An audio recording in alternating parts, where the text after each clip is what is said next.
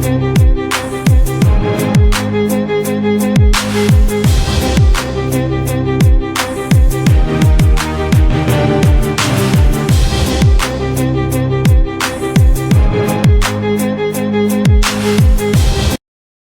guys, what's going on? I'm Tim for The Real Sports Talk. You can hit me up on Twitter at CashKelly_TRST. And if you're not on Twitter, like our Facebook page, The Real Sports Talk. I'll post that in the link below. Game 3 of the NBA Finals has just wrapped up as the Miami Heat take this one. And it certainly got interesting late. They take it by a final of 91-85. But late in this game, the Thunder got within one, and it really looked like they had a chance to pull off a huge comeback. At a point, I think they were down 84-77. It really looked like the Heat had the game relatively wrapped up, and they had a lot of turnovers in that fourth quarter, and unfortunately for them, they had some turnovers that came at very bad times that could have proven to be costly. They do not prove that. I'll recap this game and go over some stats, and then give you my thoughts overall on some of the big stories and headlines that are going to come out of this game, including Russell Westbrook hate, which is kind of almost replacing LeBron James hate at this point, so I'll give you my thoughts on that as well. We'll begin by my recap that I like to do.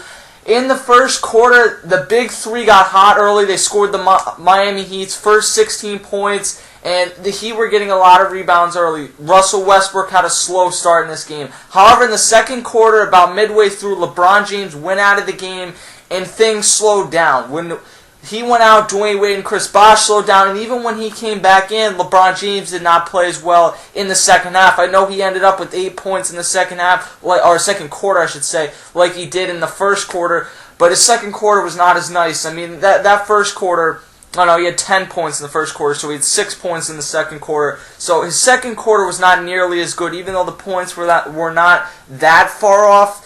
It still wasn't quite as impressive.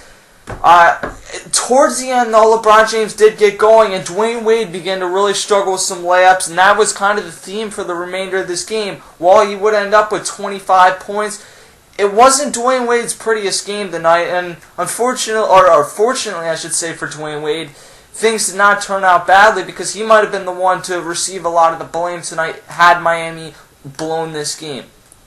Kevin Durant has a solid first half. I think he had 16 points as well, and Russell Westbrook got hot towards the end of that second quarter, and it really looked like to me, I thought that after that the Thunder they were close, and being that after those first two games in Game 1 and Game 2 they made runs in the second half, and they won Game 1 and then they got within 2, and there was a questionable call at the end of Game 2 to say the least, and if not, Kevin Durant really should have made that shot regardless. But the point is that they got close enough when they were being not blown out, but they were down relatively big at the end of the first half. And I thought if they're this close, the game's really theirs. And it took an interesting turn in the third quarter. The Thunder started on a 10-2 run. Durant did get in foul trouble, though, and that proved to be kind of big as he lost some valuable minutes there in the third quarter. However, that was not really the time where Miami made a run. They did have a chance to make a run there, and they got the lead back, but it wasn't like they took off and blew the game open at that point. With him out, Russell Westbrook towards the end of Durant being out was also out of this game, just resting. And you know, with the way that he plays up and down the court, he's extremely fast, but you're going to get tired playing that way, that he's going to need some time off. I thought that the foul calls on Durant were a little bit ridiculous, especially that one on LeBron James, or Dwayne Wade, I think it was, where Dwayne Wade faked up and then went into him. But Kevin Durant never really even touched him. If the play at the end of Game 2 is not called, and I said that that's one of those plays where you can call it or you don't call it, it's a questionable foul. This one was a little even more obvious, I think, and that should not have been called. That's my thoughts on it. He ended the second half on a 7-0 run and led 69-67 at the end of the third quarter. As we go into the fourth, turnovers killed Miami, and as we got later into this game, the Heat took a big lead, but all of a sudden, here came the Oklahoma City Thunder, and Kevin Durant looked not as good as usual, but he had a few shots. Russell Westbrook had a few shots, and all of a sudden, they were within 5. Then Dwayne Wade kind of lazily brought the ball up the court and had it knocked away, got it back, and then right at half, Thabo Sefolosha took it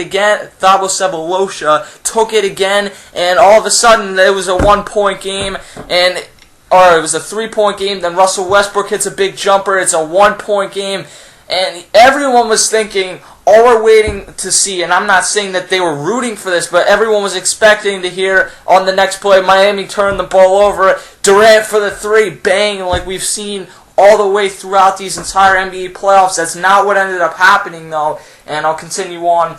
Miami got the lead, and Westbrook misses that big 3 late on in this game, and he had a wide-open 3. I don't blame Russell Westbrook for taking that shot. He got a wide-open 3. I know that everyone thinks that the big star on the team always needs to be taking the shot, that LeBron James needs to be taking the shot every single time for the Miami Heat, although some people think Dwayne Wade should be, but they'll kill LeBron James if he's not the one doing it. People think Kevin Durant always needs to be. If Russell Westbrook is a star in this league. He finished top 10 MVP. And if he gets an open look, I know he's not the greatest shooter of all time, but if he gets an open 3, you expect him to take it and probably make it. And unfortunately, he didn't, or else he probably would have been a hero, and we could have forgot a lot of the stuff that he went negatively for him tonight. Unfortunately for him, though, he's going to catch a lot of this blame. Miami gets the lead back. They missed a pass in. Westbrook cut up when he was, I guess, supposed to cut down. I don't know what the deal was there. I don't know who messed up on that one. LeBron goes to the foul line with a chance. It's a 3-point game. He's got to at least hit one of those to make it a 4-point game. He steps up and misses that first one. And you can tell he's telling the crowd to quiet down. Some guys, that's just how they are. But, I mean, you can kind of tell that the foul shot thing, I think, is more in his head. It's not the big jump shot later on in that game, because he's willing to take it. He shouldn't be taking it. He should be driving instead of ever taking that big jump shot. But the foul shots are really somewhere where he has jitters. I don't even know what else to call it because of some of the plays. I go back to the Indiana series in Game 3. I believe he choked in that game. And I'm not someone that says every time someone misses a big shot they choke, but to miss those 2 free throws cost them the game. And he's gotten better. He's hit a lot of free throws since then in big moments, may I add.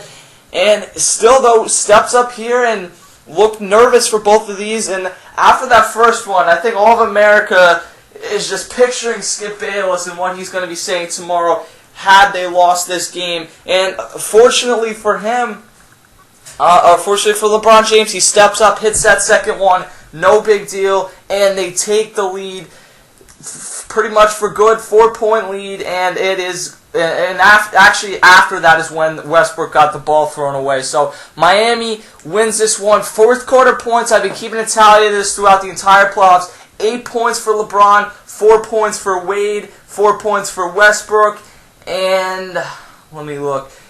And 4 points for Kevin Durant. That really made the difference. If OKC is not going to get out early, then they need to have that big second half, and they had a nice surge. But when Kevin Durant was out and when Russell Westbrook was out, it wasn't that Miami took control, but it was that they lost a chance to really put a stranglehold on this game, and that kind of, I don't want to say that the refs cost them the game because some of those foul calls in Kevin Durant, most of them were valid. And then the one thing you can't say is that fouls haven't been called on the stars in the series. You've seen fouls called on Kevin Durant, and you've seen fouls called on LeBron James. Now, a lot of people are going to say, but they didn't call the foul in Game 2, but there have been foul calls on LeBron James. Overall, run through some stats here real quick. Kevin Durant, 25, 6, and 0. No choke for him tonight. No one better say that. Serge Ibaka, 5 points. Kendrick Perkins, 10 points, 12 rebounds. He had a great game. You never see him with that many points. Thabo Sefolosha, 6 points, 2 rebounds, and 3 steals tonight. His length, as Jeff Van Gundy mentioned, and his speed combination has been very lethal for this team. Russell Westbrook, 19 points, 5 rebounds, 4 assists. And I'll get back to him in a second. Derek Fisher is one that is going to catch a lot of blame, though, as well. 9 points. He looked good in the first half. But in that second half, he went cold, and he was taking too many shots that he should not have been taking. And really, I had someone tell me that Scott Brooks only had him on the floor there to play point guard so that Russell Westbrook kind of calmed down and they were able to run through an offense. And Russell Westbrook was able to play the 2 guard, which maybe that is a position he belongs at. And I'll get back to that in a second. But Derek Fisher did not that's not what Derek Fisher is, where he's just going to run through that. Derek Fisher is a guy that has made his career off hitting clutch shots in the finals. It's not like Derek Fisher's ever been an MVP candidate or a superstar or like he's going to the Hall of Fame, but he's made his career off his ugly-ass shot in the corner, hitting huge threes to win the Lakers NBA Finals, and he hit some big shots when he's with the Jazz. I forget who else he was with. And then he's hit some big shots with the Thunder, and tonight he just did not do that. For the Heat, Shane Battier, 9 points. Not as good a game as we've seen so far, but he didn't take as many shots. He was perfect actually shooting tonight. 3 of 3 from the line, 2 of 2 from downtown, and 2 of 2 from the field. You would expect, though, that he's going to have to take more three-pointers, because that's kind of what's been one of the sparks that has helped Miami to stay in some of these games. LeBron James, 11 of 23, 1 of 4 from downtown, 6 of 8 from the line, 14 rebounds, 3 assists. His assists have gone down in the playoffs, but that's because he's shooting more. 29 points for him, great game. His streak of 6 straight 30-point games ends, but he had 29, what are you going to say? Chris Bosh, 3 of 12, did not have a great game offensively, but as I continue to say, 4 offensive rebounds is huge, and he is pulling down some big offensive rebounds. One of the things the Thunder did very poorly today was boxing out, and it came into play. 10 points for Chris Bosh. Dwayne Wade has 25 points, but he shoots 8 of 22, 9 of 11 from the line, 7 rebounds, 7 assists. You still see the heart and the hustle, but the explosiveness with him you only are seeing on certain plays. And then certain other ones just look ugly, like the one where he turns it over to Thabo Sefolosha. If he sees that LeBron James is really dominating, and 8 points in the fourth quarter is pretty solid. It's not Kevin Durant status, but it's pretty good. Then I think he does need to realize that, okay, I've taken my foot off the throttle. Like I said, throughout these first 3 quarters, I need to let LeBron finish this game sometimes. And tonight, it was almost like he wanted to be part of it. And it's understandable. Dwayne Wade's a superstar in this league, and you expect more out of him regardless of whether he's giving the throttle to LeBron James or whatever. But he needs to find a good mix of, okay, I'm still going to score 20 points, get mine, and help this team. But probably that if things are going to work and we're going to be on the same page, that LeBron needs to be the one taking the big shots. And if they decide differently, then that's fine. I'm not saying that LeBron needs to be the one taking the big shots, but I think that that's kind of what they've decided, and it's not necessarily what I've seen. Mario Chalmers, another tough day shooting, did have some nice defensive plays with 2 steals, but 1 of 8 from the field, 2 points. And then off the bench, Mike Miller had 4 points, including a big tip-in the first half. James Jones, 6, and Udonis Haslem, 6 points. And the Miami Heat go up 2-1. Remember, they were in this situation last year, and then Game 4 was that infamous game where LeBron James had 8 points, so we'll see what happens from here on out. The Heat certainly cannot get comfortable, even if they win that next game.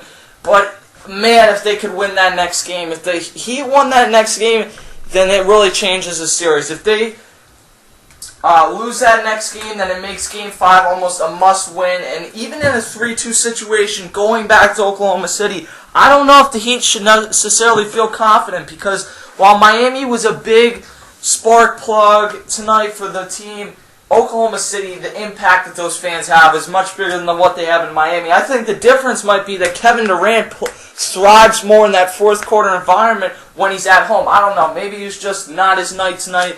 That's my perspective. Final thing, Russell Westbrook hate. The guy is raw. He's young, but when the Thunder are going to win a championship, like Jeff Van Gundy also said today, and I'm not the biggest Jeff Van Gundy fan, but he's made some good points throughout these playoffs, Russell Westbrook needs to get his, and he takes a while to get in the groove, but when he does, the Thunder win games. When he has some ugly games but ends up with 27 points, that's when the Thunder win. Kevin Durant said that, and Kevin Durant and the Thunder are going to continue to play that way. Russell Westbrook said he's going to continue to play that way.